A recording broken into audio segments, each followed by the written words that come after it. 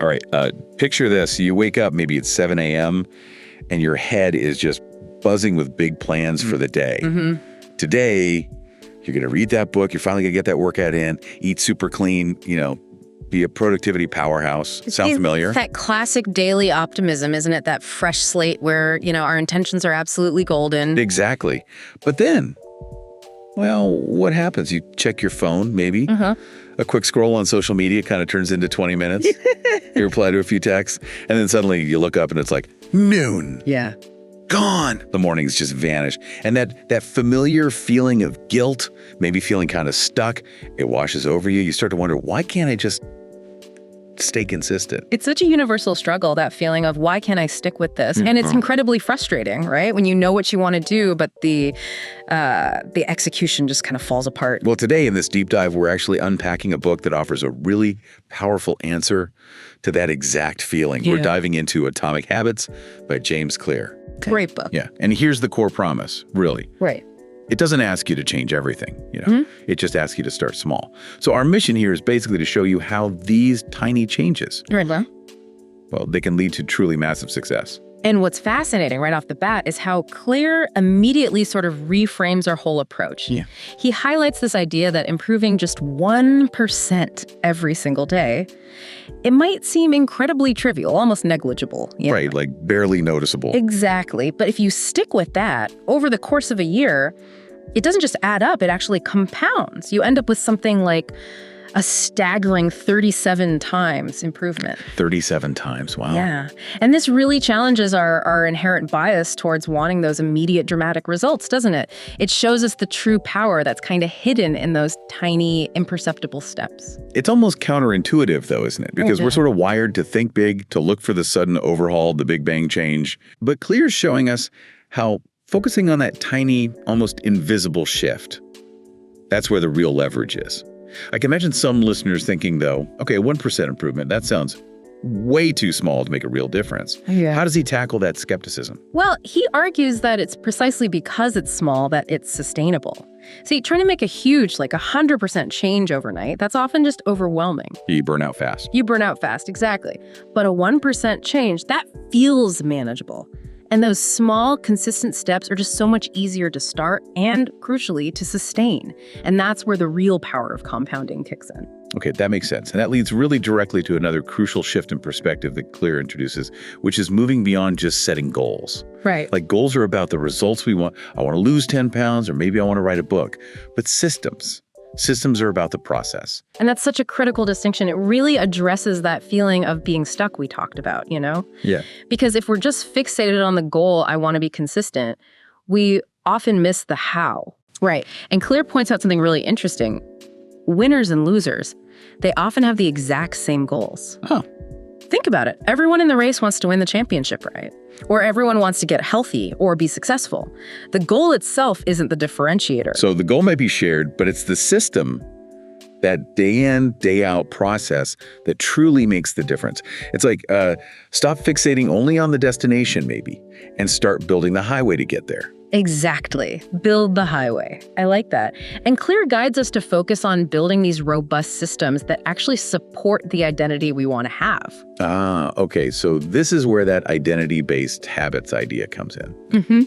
I found this really profound. It is, isn't it? It challenges the traditional question we often ask ourselves, which is usually something like, what do I want to achieve? Yeah. Clear flips that completely on its head and says, instead, ask, who do I want to become? That feels like such a powerful reframe because it shifts the motivation, right? From just some external achievement to like an internal belief about yourself. It's not just about doing something. It's about being someone. And Clear puts it really vividly. He says, your habits aren't just actions. They are literally votes for the type of person you want to be. Can you elaborate a bit on that? How does every little action reinforce identity? Yeah, so he explains it like this. Every time you take an action that's consistent with the person you aspire to be, you're essentially casting a vote for that identity. So if you want to be a writer, you write. Even if it's just one sentence today, that's a vote. Okay. If you want to be an early riser, you set your alarm and you actually get up when it goes off, another vote. Each of those small actions, they send a signal back to your brain, reinforcing that's who I am.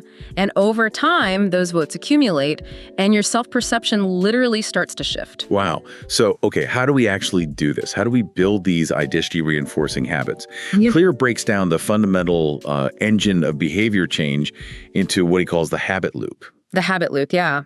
Cue, craving, response, reward. Right. Cue, craving, response, and then reward. This is like the bedrock for understanding how all our habits work, good or bad. And from this simple loop, he derives 4 really practical rules for building better habits. He calls them the 4 laws of behavior change. Law number 1, make the cue obvious. Obvious. Like if you want to remember your vitamins, put the bottle right next to your coffee maker, somewhere you can't miss it. Exactly. Law 2.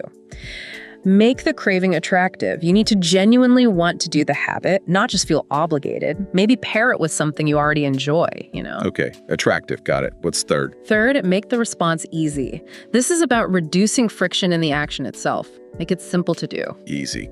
And finally, make the reward satisfying. There needs to be some kind of positive outcome right away that reinforces the habit, makes your brain go, that good, let's do that again. Okay, satisfied. So that satisfying feeling is what closes the loop, right? That's what makes it automatic over time. We're constantly seeking those little micro rewards, aren't we? Whether we realize it or not. Precisely. It's that immediate positive feedback that trains your brain to repeat the behavior. Without a satisfying reward, the habit loop just kind of breaks down. It won't stick. So if we're trying to make the response easy, law number 3, that seems to go against that common belief, the no pain, no gain idea. Yeah. That success requires struggle and grit. It really does. Clear actually says the opposite, reduce friction. Can you tell us more about that? It sounds, easier. It is, and it's a complete counter-narrative to that whole push-through-the-pain mindset. Clear basically argues that we often overestimate the effort required to just start something, and our brains, they naturally gravitate towards the path of least resistance. Makes sense. We're lazy creatures sometimes. We are. So instead of fighting that innate tendency, we should leverage it. You want to read more? Okay, keep a book literally next to your bed or on your coffee table, maybe even in your bag. Make it visible and accessible. Right there. Want to exercise more? Lay out your workout clothes the night before. Heck, sleep in them if it makes getting started easier in the morning. The goal is to make good habits so incredibly easy to start that you almost can't not do them. Remove the decision points. Okay, so reducing friction is key for the action itself. But what about the broader context, the world around us? Clear makes a pretty compelling argument that our environment is often this silent but really powerful force shaping our behaviors, sometimes even more than our willpower does. Oh, absolutely. He stresses that your surroundings are constantly sending you cues, often totally subconsciously. Like how? Well, if your pantry is full of junk food, you're just far more likely to eat junk food, right? Regardless of how motivated you felt an hour ago. If your workspace is cluttered and chaotic, you're probably less likely to sit down and focus. So it's really about intentionally designing your space. Make the cues for your good habits obvious, and make the cues for your bad habits invisible, or at least harder to access. The principle is simple. Change your environment, and you make it easier to change your behavior. It's about being proactive with the cues you expose yourself to daily. Okay, so we're making cues obvious, making habits easy, designing our environment. But how do we really build momentum, especially when adding something new? Claire introduces a really cool technique for this, doesn't he? Leveraging what we already do. Yes, he calls it habit stacking. And it's brilliant, I think, because it taps into habits you already have firmly established, things you do without thinking. Like brushing your teeth. Exactly. The premise is super simple. You link a new habit you want to build onto an existing one. So the formula is basically, after current habit, I will new habit. For instance, after I brush my teeth, which you probably do every day without fail, I will meditate for 2 minutes. Or maybe after I make my morning coffee, I will write down 3 things I'm grateful for. It's just a seamless way to weave new behaviors into your existing daily routine. You're transforming an action you already do automatically into the trigger, the cue, for the new one you want to establish. That makes so much sense. It kind of removes the need to remember to do the new thing because the old habit just triggers it automatically. Precisely. But okay, how do you know if all this stuff is actually working? How do you stay motivated?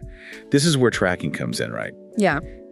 Claire is a big believer in the idea that what gets measured gets improved. He really is. And he suggests using something simple, like a habit tracker app or just a basic calendar, even just putting an X on a piece of paper every time you complete your desired habit. Why is seeing it so important? Because seeing that chain of X's or that streak building up, it builds intrinsic motivation. It's a visual reward in itself. It reinforces your identity as someone who does that habit consistently.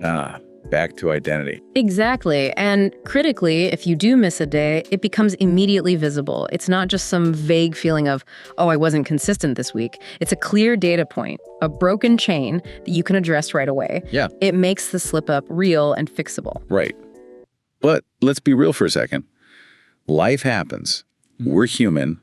We are definitely going to miss a day here and there. That's actually such a relief to hear him say that, because I know for me, missing one day can easily spiral. Yeah. You know, that feeling of, oh, I blew it. I'll just start again next Monday. Oh, we've all been there. Start again Monday syndrome. Totally. So how does Clear reframe that inevitable stumble so it doesn't become a complete derailment of the whole process? He offers a really vital piece of guidance here, and it's simple but powerful. Never miss twice. Never miss twice. Okay. His point is missing once. That's just human. We all stumble, we have off days, unexpected things happen. That's life. The critical point, the danger zone, is missing 2 days in a row. Because missing twice. That's potentially the start of a new bad habit, the habit of not doing your desired habit. So the emphasis isn't on achieving perfection, which is impossible anyway. It's on resilience. It's about consistency over time. So forgive yourself quickly for the first miss, acknowledge the slip, don't beat yourself up, and just get back on track immediately with the next opportunity. Don't let one missed day snowball into 2 or 3 or, completely abandoning the habit. It's all about minimizing the damage and maintaining that forward momentum. Which really brings us to the long game, doesn't it? Yeah. Habits take time. We live in this world that craves instant gratification, like now. But the results from building good habits are almost always delayed. And that delay, man, that could be so discouraging, especially when you're just starting out and not seeing much happen. Yes, absolutely. And that's precisely why so many people give up too soon, I think. They put in the effort for a week, maybe 2. They don't see dramatic results, so they assume, this isn't working. But consistency, especially with those tiny 1% gains we talked about way back at the beginning, it truly does compound over time. It's like, he uses the analogy of an ice cube in a cold room. The temperature slowly rises degree by degree, 26, 27, 28 degrees. Nothing seems to be happening to the ice cube. Right. Still frozen. Still frozen. 29, 30, 31. Still nothing. Then 32 degrees. And suddenly it starts to melt. The big change happens because of all those small incremental increases that came before. That's a great visual. Yeah. So the message is really clear. Don't chase intensity. Don't go for those huge, unsustainable bursts. Chase sustainability. Small, consistent efforts day after day will always win out in the long run over those sporadic, intense bursts that inevitably fizzle out. Trust the process. So when we circle back to that initial feeling, waking up with those big plans only to have the day kind of slip away, the ultimate resolution that Atomic Habits offers seems to be this. You don't need to be perfect. You really just need to be consistent. Exactly. It simplifies the whole daunting task of change, doesn't it? Instead of overwhelming yourself with these massive, intimidating goals, the book really encourages you. Just start small. And critically, start today. Don't wait for Monday. Yeah. Because every single choice you make, no matter how insignificant it feels in the moment, remember, it's casting a vote. It's shaping your future identity bit by bit. Because your future ultimately, it's hidden in your daily choices. Those tiny actions add up. Yeah. So maybe as you go about your day after listening to this, consider just one tiny habit you could start today. Something small that would specifically cast a vote for the person you truly want to become. What would that single vote look like for you?